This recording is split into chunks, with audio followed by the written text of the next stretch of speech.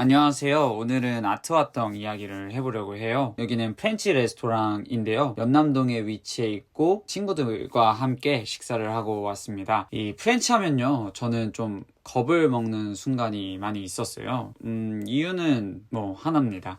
가격이 비싸서. 사실 나 프렌치 좋아해 라고 누군가에게 얘기를 하면 허세 부리는 거 아니야? 이렇게 여겨지는 게 이상하지 않을 만큼 프렌치 레스토랑은 실제로도 좀 꽤나 비싼 가격을 자랑합니다. 물론 해외에서도 높은 가격대에 형성된 거는 동일하지만 옆 나라인 일본에만 가봐도 우리나라보다는 다소 저렴한 것을 확인할 수 있는 만큼, 이유는 잘 모르겠지만 한국에서 프렌치가 조금 더 높게 책정이 된 부분이 있는 것 같아요. 근데 또 이 음식 하면 빼놓을 수 없는 나라가 이 프랑스 요리이듯이 맛보는 걸 좋아하는 사람들에게는 프렌치를 좋아하든 아니든 한 번쯤은 기웃거려 보게 되는 게 사실일 것입니다. 마찬가지로 이 식당의 시작은 친구의 호기심이었는데요. 나 프렌치 한번 먹어보고 싶어 라고 친구가 이야기를 해줬고, 이 친구에게 좀 좋은 경험을 시켜주고 싶었던 저는 집에 돌아와서 막 식당들을 좀 검색을 했어요.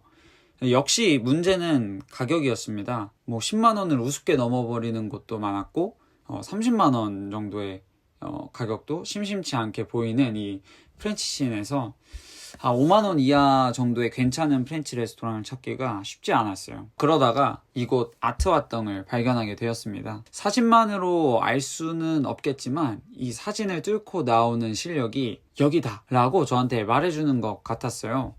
적어도 1에서 3만 원대 요리라 하기에는 자존심이 상해할 것 같은 그런 음식들이 담겨 있었습니다. 친구에게 연락을 했고 이제 여러 명이서 약속을 잡게 되었어요. 그렇게 방문하게 된 아트화떡입니다. 먼저 외부는 약간 프랑스에 있을 법한 문에 어떻게 읽어야 할지 모르는 프랑스어들이 적혀 있었어요. 그리고 옆에는 화초들이 좀 심심할 수 있는 외관에 자신만의 역할을 충실히 하면서 나열되어 있었습니다. 이제 손잡이를 열고 들어가면 이런 공간이 펼쳐지는데요. 뭔가 이곳이 프렌치 레스토랑이 맞구나 싶은, 잘은 모르지만 뭔가 프랑스스러운 내부를 확인할 수 있었어요. 메뉴 같은 경우에는 빵이랑, 이 빵이 또 프렌치 하면 좀 빠질 수 없는 것 같아서 빵이랑 또 어니언 스프 역시 빠질 수 없겠죠. 이 어니언 스프, 그리고 빠떼, 조개레몬 버터 파스타, 룰라드, 프렌치 렉을 주문했습니다. 메뉴판 이름이 긴 것부터가 벌써 프렌치 레스토랑에 왔구나 이런 걸 좀 실감시켜 주더라고요. 그리고 좀 기다리니까 식전빵이 나왔습니다. 이 프렌치 레스토랑에서는 뭔가 식전빵을 시키지 않으면 섭섭한 느낌이 있는 것 같아요. 도우는 샤워도우인데 이름만 샤워도우인 게 아니라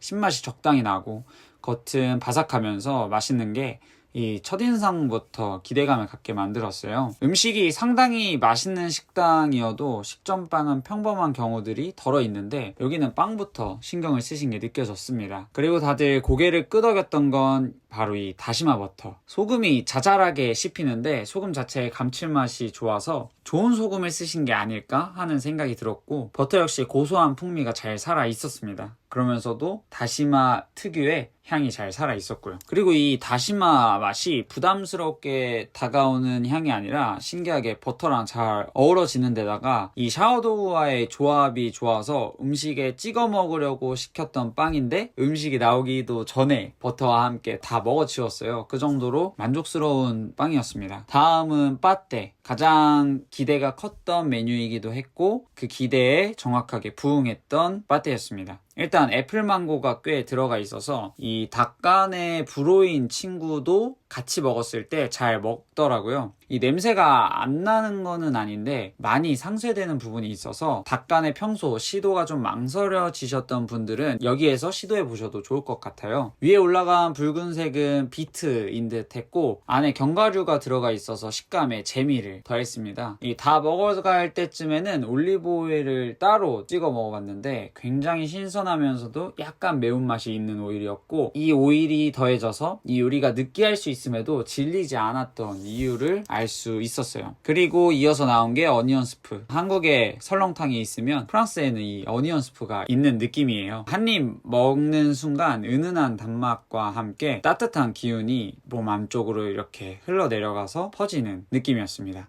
추운 겨울날이었으면은 이날 원픽이었을지도 모르겠는데 약간 더워서, 원픽까지는 아니었지만 그래도 맛있게 먹었어요. 조개 레몬 파스타. 아트화떡의 시그니처 같은 파스타였습니다. 받았을 때 레몬 향이 강렬하게 풍겼는데 이게 맛에 어떤 영향을 줄까 기대하는 마음으로 첫 입을 먹어봤어요. 우선 조개 베이스에 버터가 들어갔는데 이게 생각보다 잘 어울렸습니다. 해물하고 버터? 이게 어울리나? 이런 생각이 있었는데 어울리더라고요. 이 소스의 점도가 너무 묽지 않아서 좋았고 생각보다 크리미했습니다. 너무 강하지 않을까 싶었던 레몬향은 막상 먹었을 땐 전혀 강하지 않았고요. 오히려 버터리한 맛을 상쾌하게 만들어서 맛에 생동감이 불어 넣어지더라고요. 면은 생면을 사용하셨는데 오랜만에 맛있는 생면을 만났어요. 적당히 꼬들하게 익혀져서 기타라 면이라고 살짝 사각형의 면이 있는데 그 면을 먹을 때의 식감을 연상케 했습니다. 해산물과 버터의 조화가 인상적이었던 파스타였어요. 그리고 프렌치 하면 생각나는 요리 중 하나인 룰라드. 이 다리살과 가슴살로 된 요리였는데 거짓말을 조금 보태서 푸딩이라고 할 정도로 부드럽습니다. 맛은 전기 오븐구이의 상위 호환인 맛이었고요. 껍질이 진짜 잘 구워져서 이 껍질이 두 겹이었으면 좋겠다 이런 생각까지 했을 정도로 약간 바삭한 껍질이었고 소스의 감칠맛이 뛰어나고 또 끝에 남는 약간의 산미 덕에 소스만 먹어도 여러 맛이 펼쳐지더라고요. 처음에는 소스랑만 먹다가 크랜베리랑 같이 먹어봤는데 이게 은근히 단맛이 있어서 독특하게 잘 어울렸습니다. 그리고 프렌치레 이날의 베스트였어요. 원래 여기 양파 라비올리가 올라가는데 이날 없다고 하셔서 버섯으로 대체해 주셨습니다. 이 점은 좀 아쉽긴 했는데 요리가 되게 맛있어가지고 단점이라고 생각이 안 될 만큼 미미한 단점이었고요. 일단